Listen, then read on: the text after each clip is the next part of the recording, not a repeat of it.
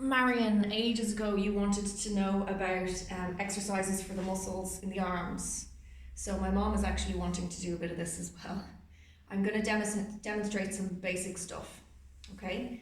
First thing is obviously your posture, etc. Always be really aware of that.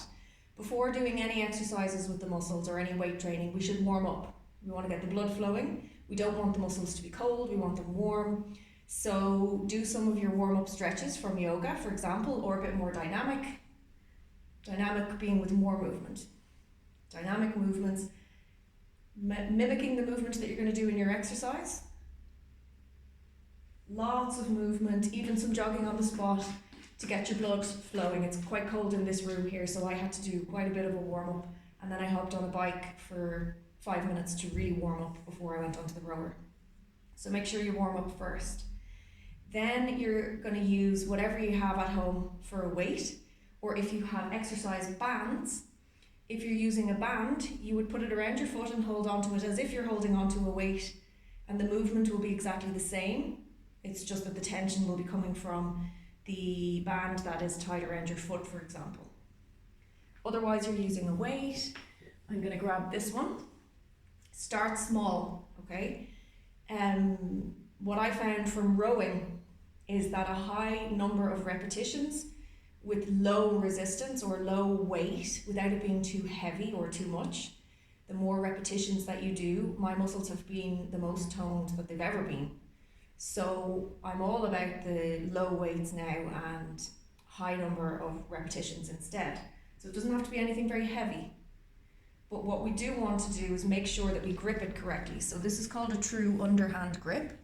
I have my fingers underneath and thumb wrapped over. Be careful that you always keep your wrist in a neutral position. Most people tend to do something like this. Don't do that. Or something like this. Okay? Keep your wrist neutral. All the time, everything is neutral, neutral, neutral. Watch your lines, your alignment. And we want to isolate the muscles here, the triceps and the biceps, okay? So good posture. And tuck your arm in by your side. I'll show you from both angles. Your elbow should be here against your hip or close to your hip. What a lot of people do is bring the whole elbow forward. Okay, watch, now you're using your shoulder joint. That's not what we want. We only want the movement coming from here, from the elbow. So arm as if this is strapped in place and can't go anywhere. Wrist in neutral, and we're going to lift the weight using the bicep muscles to lift the weight up towards the shoulder. Now be careful, this is quite big. This is actually a bar for loading other weights onto. If you have a dumbbell, it might be smaller, or just use something else in your house that you have handy.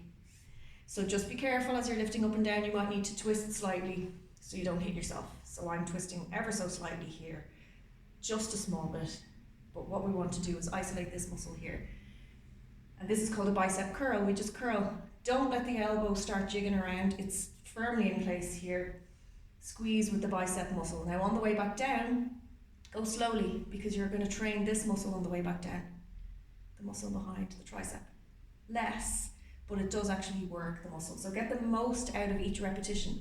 Slowly up, squeeze a little, slowly down. Watch your breathing, watch your posture all the time. Wrist in neutral, and don't let that elbow flail around. I'm not forcing it into my side, I'm not leaning on my side, but it's tucked in there, so it's not moving too much. And be careful not to swing like this. You'll also see people doing stuff like that. If it's that heavy, it's too heavy for you. And then we would do the same on the other side. Okay?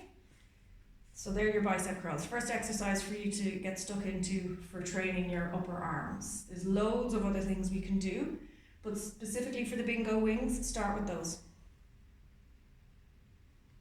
Elbow in place, it's not flailing around. Wrist is in neutral, I have my true underhand grip. I'm squeezing here, I'm not lifting my shoulder up. You know yourself with your posture and your alignment. And slowly on the way back down.